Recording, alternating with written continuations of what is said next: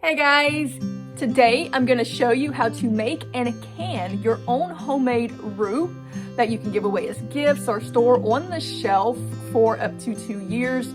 It's way cheaper, literally costs pennies to make than buying it at the store. You can make it healthier. This is a great thing to do at home. I am continuing our Depression era cooking series on things that you can make really inexpensively. And I'm going to show you a lot of Cajun dishes, and this is a staple that you need in order to do some of the things that are coming next. So come on, let's go learn how to make a traditional Cajun roux.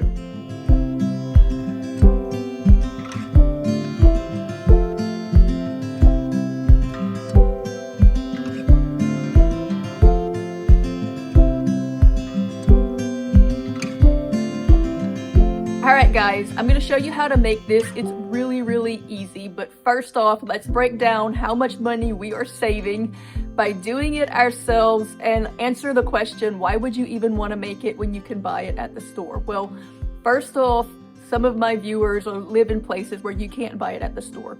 I have viewers all over the world, and some stores, some places sell roux, some don't. So I'm going to be showing you several Cajun dishes in upcoming videos as we continue our series on how to save money cooking at home, making these Depression era meals, and you'll need roux for some of those. So I have to start by showing you how to make a roux.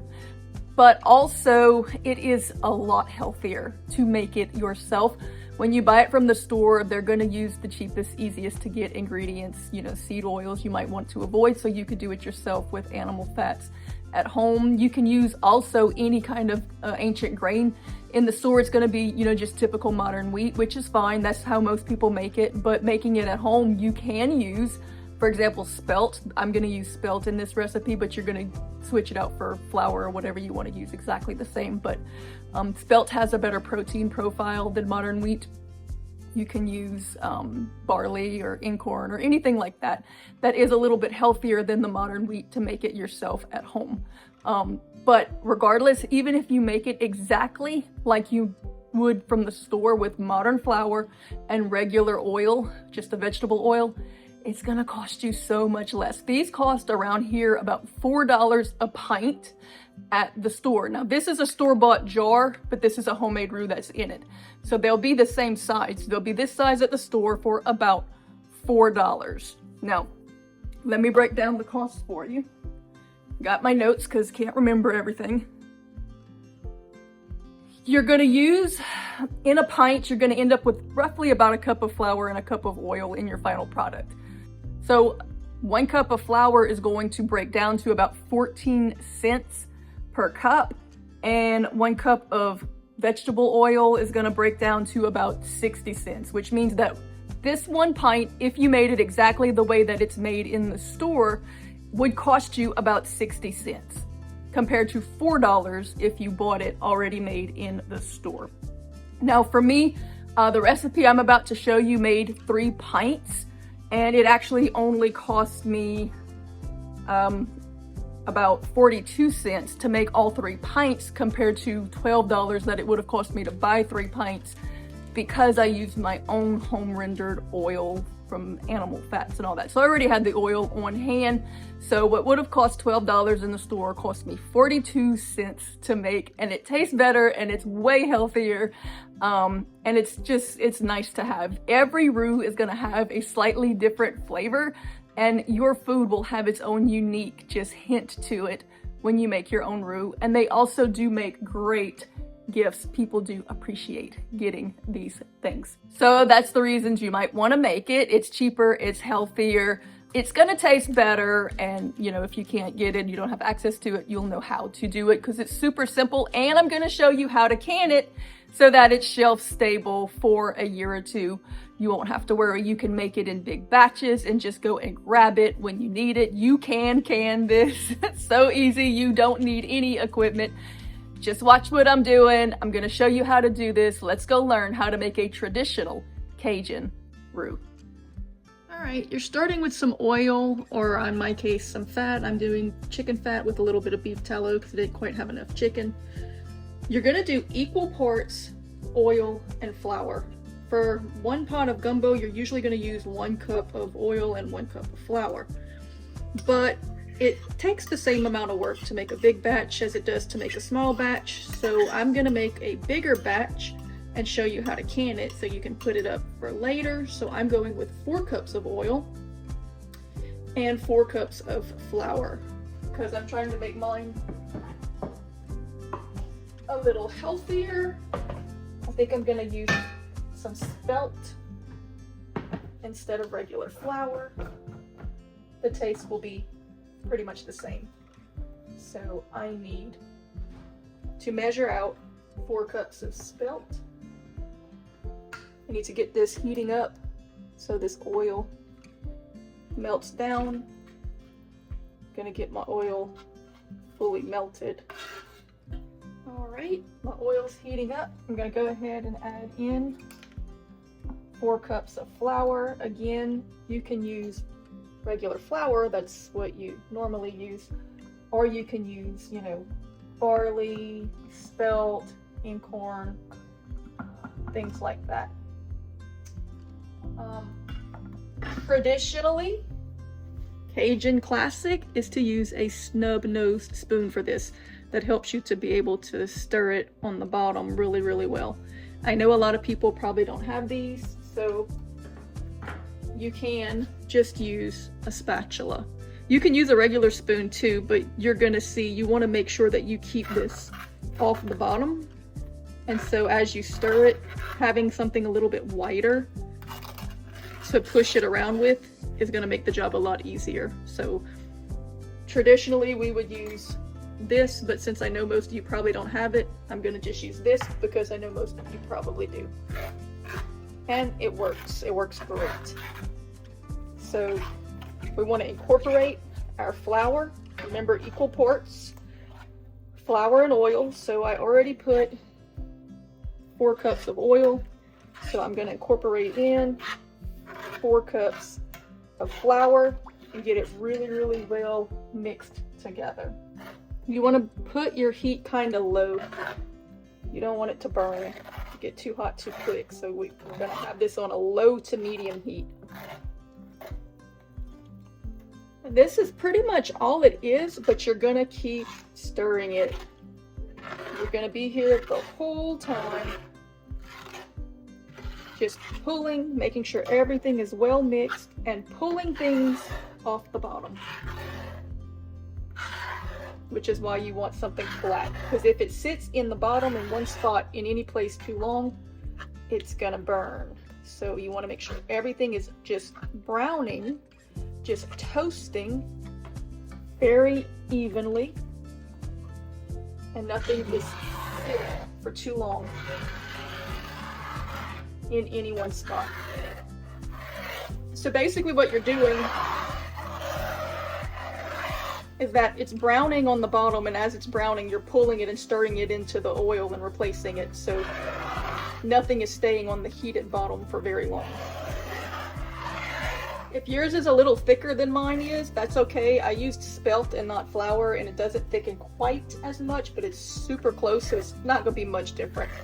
But mine might look a little runnier, but it's okay. It'll thicken up. It'll get there. All right, now we have a coffee roux, and from this point on, the browning's gonna happen pretty quick, so we want to stay on top of it. You can stop it from this point on at any time that you like. It all just depends on how you want your gumbos. I'll show you about where most people stop it. But for example, like a seafood gumbo, people usually do those a little bit darker, so you'll go further for that one, but it's your preference. But we're gonna keep going, keep stirring, make sure it doesn't burn. All right, so this is about where most people would stop for their roux, for a gumbo, when it's about like chocolate. But some people like it darker, so I'm gonna go a little darker to show you. And traditionally, a seafood gumbo would be a darker roux. So I'm gonna go a little darker to show you. But basically, I'll show you some pictures. You can get it as dark as like a dark chocolate, but you gotta be careful not to go too far and burn it. So let's just go a little more. At this point, it's gonna smell roasted. It shouldn't smell bitter. It shouldn't smell burnt. All right, it should smell roasted. See, this is what I meant in the beginning about not being tempted to add more flour to thicken it because it seems so runny. Because when you get to this point, you would be too thick and you'd be burning it. See, it's holding. We have a good roux here.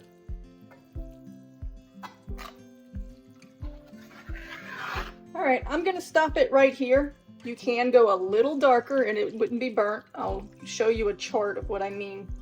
But for the gumbo that I want to make, I'm gonna stop here. It's too early in the season to be making a black gumbo. So I'm gonna turn my heat off. All right, in the meantime, I had my jars in the oven just warming up a little bit. Like, they don't need to be hot, but this stuff is really hot coming out the pan, so I didn't want them to be, you know, cold and have temperature shock and cracks. So we're gonna do that. And the jars are hot, so we're going right into the jars.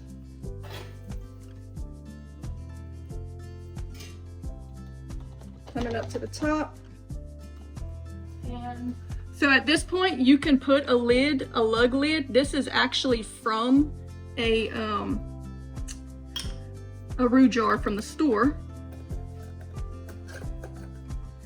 Or you could use a canning jar lid. It's fine either way.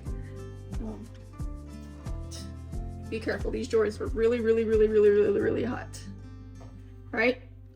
And as they cool down, they are going to seal. So we're not worried about canning this. There is absolutely no risk of botulism because, first of all, you just deep fried this flour for quite a long time, reaching temperatures way higher than you would get in the canning process. So it is absolutely sterile. But besides that, botulism needs water to survive, and there is no water in this. It's just flour, roasted flour and oil itself will work as a preservative. And as long as you get it in the jar while it's really hot, the heat will sterilize the jar. Of course, it helps, you know, sterilize your jars first, but make sure they're dry because you don't want any moisture. That's why I warmed them in the oven and not in the dishwasher, because I wanted them to be very dry, because you don't want to introduce any moisture. Any moisture that might have been in this roux has long since cooked out in the process. So there's no moisture in it, so there's no risk of botulism. So the heat will sterilize, the heat will seal, and these will be shelf stable for about a year. The only thing that's going to go bad in it over time, the oils, as all oils do, will go rancid over time, which is not toxic. It's not like food poisoning danger kind of a thing. It's just going to get an off taste eventually. So you would actually probably be good for, you know, a few years, but I would say try to use it within a year.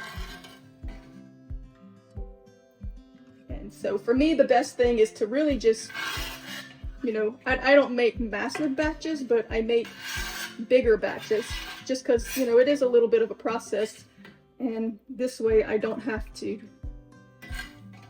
do it that often. I can just do it a couple times a winter and be done.